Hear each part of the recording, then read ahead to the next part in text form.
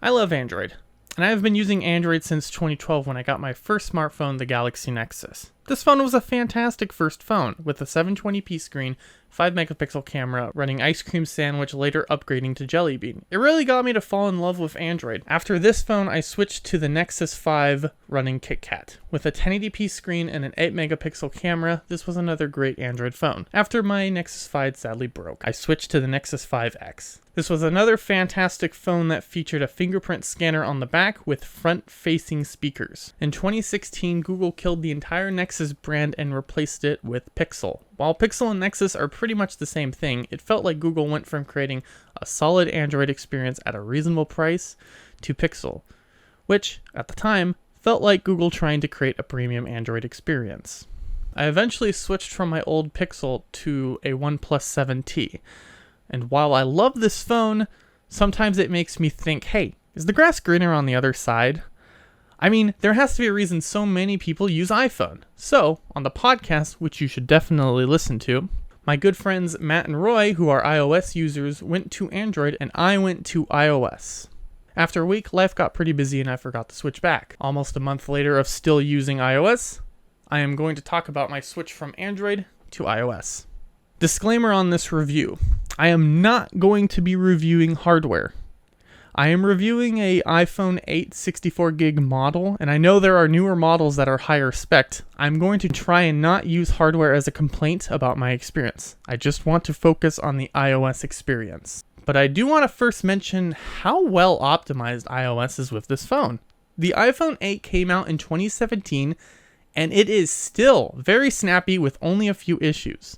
I did experience one or two crashes with occasionally one or two software glitches. Otherwise, I never had any major experiences with iOS. While one of my favorite things on Android is the customization, being able to choose your launcher, icons, transitions, and lock screen, iOS is slowly playing catch up, and I think they're doing a really great job. But they still have a long way to go. From my experience, it's not the same as on Android.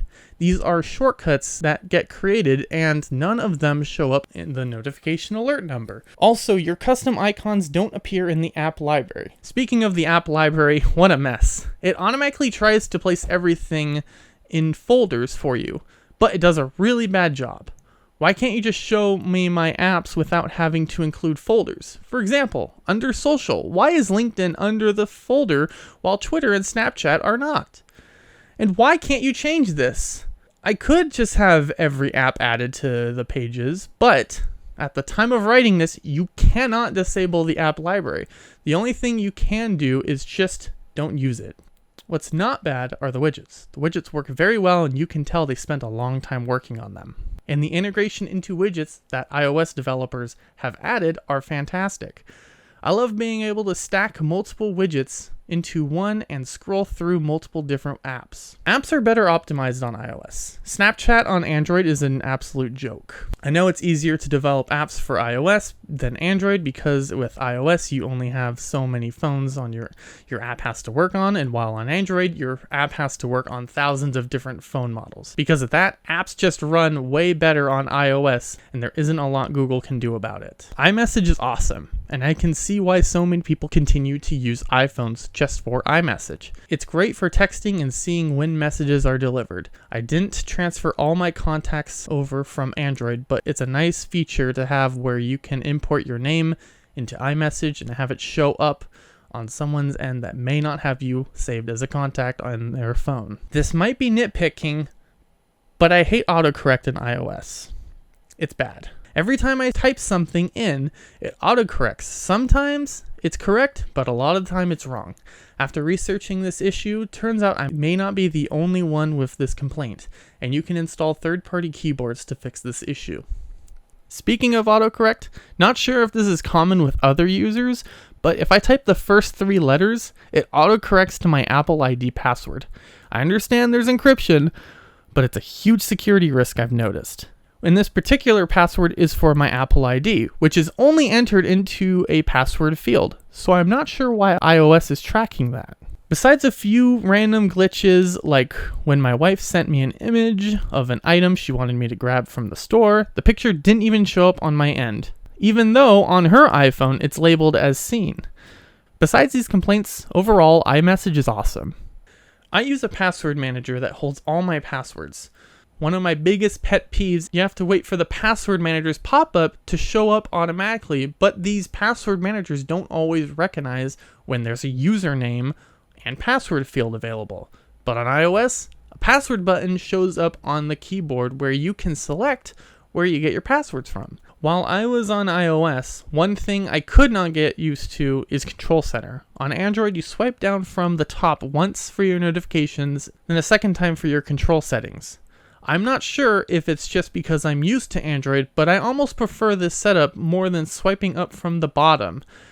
But this is an iPhone 8 thing, since the iPhone 10 and up are all swiped down from the top right, which is much better in my opinion. So, conclusion time. I enjoyed my time using iOS. It's a fantastic OS and I can see why so many people enjoy using it. Now the question, will I, a longtime Android user, switch to iOS full-time? Not right now. I'm currently using my OnePlus 17 and there are features I love on this phone, including fast charging without having to buy a separate charger, and the 90Hz screen, which I love so much, and after using a 60Hz screen for so long, it made me realize how much I missed it. The thing I like about Android is you can decide what type of phone you want. With the iPhone, at the time of writing this, there are only 5 models that Apple sells. With Android, you have dozens of phones to choose from, and you can decide what's important to you. Whether it's a good camera, big screen, high refresh rate, fast charging, or a big battery. Personally, I prefer having fast charging, high refresh rate, and a cheap price. Hence, why I chose the OnePlus 7T. But everyone has different needs and desires from a phone. I personally don't need the best processor for gaming. That's what my Nintendo Switch is for. Or the highest resolution camera. That's what my DSLR is for.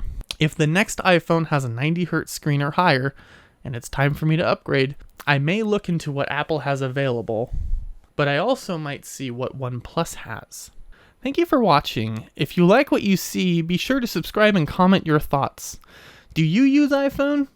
Do you use iOS? Android? Let me know in the comments below. Also, make sure to check out the Goopply cast wherever you subscribe to podcasts. We typically go live every Monday at 8:05 p.m. Pacific Standard Time on YouTube, Twitch, and Facebook Live. Also, you can find us on Goopply.com.